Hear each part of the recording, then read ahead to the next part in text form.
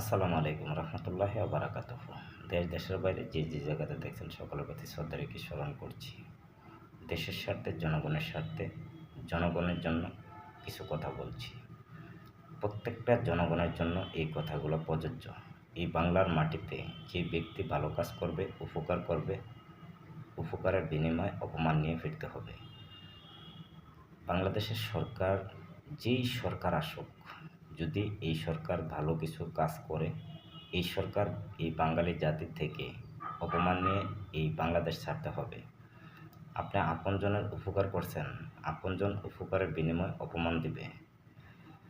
কোনো একটা ব্যবসার খাত, আপনি প্রতিষ্ঠান তৈরি করছেন, যে ব্যক্তিকে আপনি চাকরি প্রদান করবেন, ওই ব্যক্তি একদিন আপনাকে চিনবে না।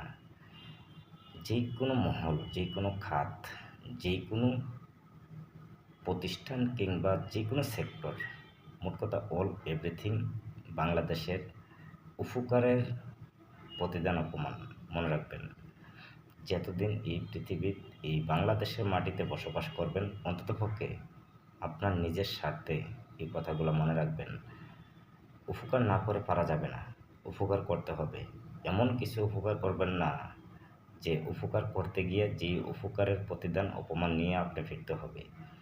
মনে রাখবেন, কারণ আমরা বাংলাদেশি, আমরা বাঙালি জাতি, আমরা সবসময় নিজের স্বার্থ বুঝি। আমার স্বার্থ হাসিল হইলে আপনাকে ছুঁড়ে ফেলে দেওয়া এই বাংলাদেশের নাগরিক হিসাবে আমার কাজ।